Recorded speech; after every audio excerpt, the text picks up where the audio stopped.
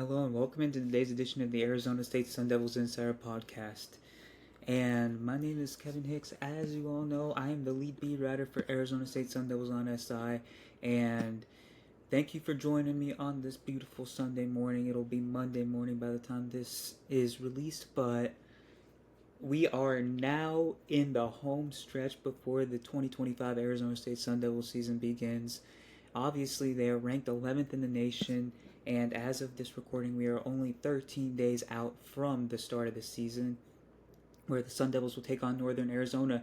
And obviously, in preparation for the big opening game in Tempe, Coach Kenny Dillingham is very heavily stressing the necessity to be ready in all spheres of operations. So obviously, the best way to get to that point is to have game speed action inside Mountain America Stadium. That's really all there is to it. And there was a scrimmage on Saturday night, the final one out of three that have been held, and it is very exciting in terms of the product that we are probably going to see. And shortly shortly I will be looking at observations that I got from the scrimmage. And yeah, that is all I have before we get into the meat and bones of today's episode. Before we start talking about it, please follow me on X/Twitter at khicks_21.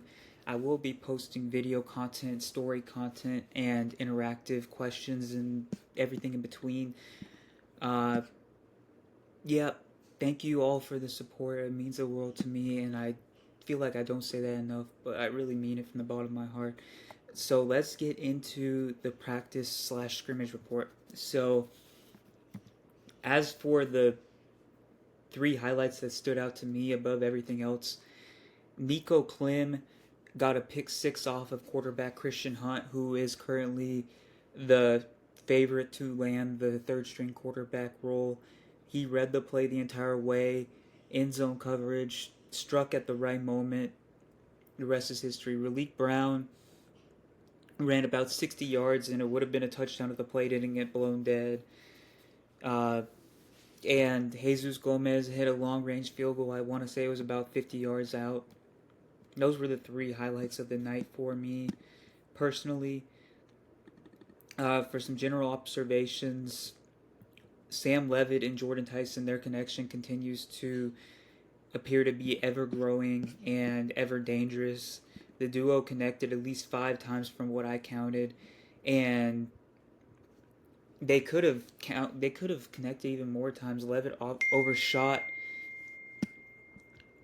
Tyson on what would have been a touchdown on third down in roughly the middle of the scrimmage. We saw a very animated Kenny Dillingham after that misfire. Raleek Brown really impressed once again. I could argue that he was the most impressive running back on the field throughout the scrimmage. And the fact that he was working with first team running backs through a lot of practice on Friday, could that mean something? Could that mean that Raleek Brown is in line to be the running back one in week one?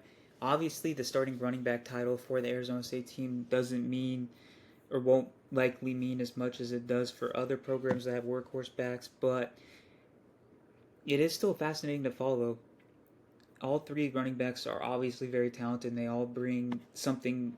They all bring a skill or an edge or a play style that the others don't bring at that degree. Obviously, all of them are well-rounded, but they all are unique in their own way. And Raleek Brown being the starter would be very interesting. I'd be intrigued to see what happens if he is the first guy to take a snap alongside Sam Levitt. Another strong day for the Arizona State defensive line / pass rush. Prince Dorba, Clayton Smith, and Justin Watley all had moments of dominance. In specific, Watley and Dorba both pressured Sam Levitt quite a bit, forced him to use his legs, forced him into bad throws, forced him to improvise and throw the ball away. They were all game wreckers, and Sun Devil fans should be thrilled with the group that Deron Reynolds has cultivated in this over this offseason. It's obviously roughly the same group that they had last season, but still, these guys, as Kenny Dillingham said the other day, these guys have improved as a group and individually, and the pass rush could be the most improved unit on the team, pound for pound, if you ask me. Dillingham was very adamant about this issue as well. The operational penalties, the offense stalling and being inconsistent. There's too many false start penalties. There's too many holdings. The offense just, as Dillingham said, it's explosive, but it's inconsistent. We really need the consistency. We really need to see the consistency out of this offense, because I feel like most Sun Devil fans know that this offense has as high of a ceiling as virtually anybody else in the nation, but it needs to be fully realized. And Dillingham really put a lot of the onus on himself. If these guys aren't, he basically said last night, if these guys aren't firing on all cylinders consistently, we have to take a look at me first. That's what he basically said. And I believe that they'll figure things out, but obviously life without Cam Scatterboot is an adjustment, even if the talent is still there post-departure. I think NAU and Mississippi State will serve as very pointed times to get ready for the season, the Big 12 season specifically. But we'll see. We shall see.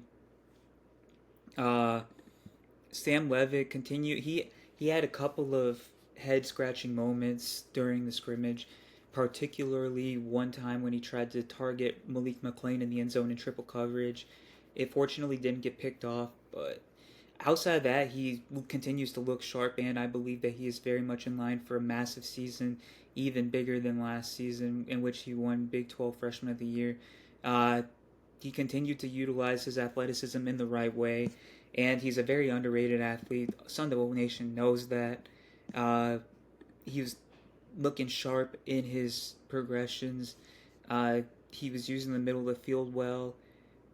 Really, really strong final drive that I will document momentarily. Before we get into the final drive, I also wanted to talk about Christian Hunt. Outside that pick six that he threw, he was generally pretty sharp for the most part.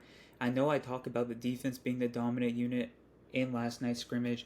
I know I talk about the offense stalling at times, but Christian Hunt really made some impressive throws, particularly a couple of 20-yard tosses to Jaron Hamilton in the middle of the field and to James Giggy. It looks like he has QB3 locked up, especially with Cameron Dyer still needing to be fully cleared. We'll see what happens. Hopefully the Sun Devils won't be in the position to where he is needed, but he has the frame, he has the arm. It just comes down to if he can step in after not taking a lot of snaps in live game action for the last 3 years or so. So before we close off today's episode, I want to talk about the final drive. So Kyson Brown had a reception in the short game. Levitt scrambled for a first down, kind of working off of what I said earlier, him utilizing his athleticism well. Jordan Tyson, Sam Levitt continued their connection. Got another first down, about a 10-yard gain right at this chains. Malik McClain, a 25-yard reception in the middle of the field, and that's what I was referring to earlier with Levitt as well, utilizing the middle of the field very, very well. And then Levitt gained enough yardage for to get into field goal range for Cameron Kiefer, and he kicked a field goal to win the game for Levitt's team as time expired. It was from about 42 yards out, if I remember right, and that was probably that was the most consistent drive the offense had all day, and it came at in a very timely manner, and that is just a testament to the ceiling that this offense can have. They can rattle off ample yardage on a whim. There are multiple targets on the field at any given time that are a threat. The running game will always be at least viable with Kyson Brown, Raleek Brown, Kanye Udo, and Sam Levitt, even potentially Jaron Hamilton in trick play situations. Marcus Arroyo is a great play caller, one of the most creative in college football, and we will finally get to see this offense in action on August 30th against Northern Arizona. And I could not be more excited to cover this team. And thank you so much for all of your support, each and every one of you. I could not do it without you. And like I said, I cannot thank you enough. And that is all I have for today. Thank you so much, and I will see you tomorrow.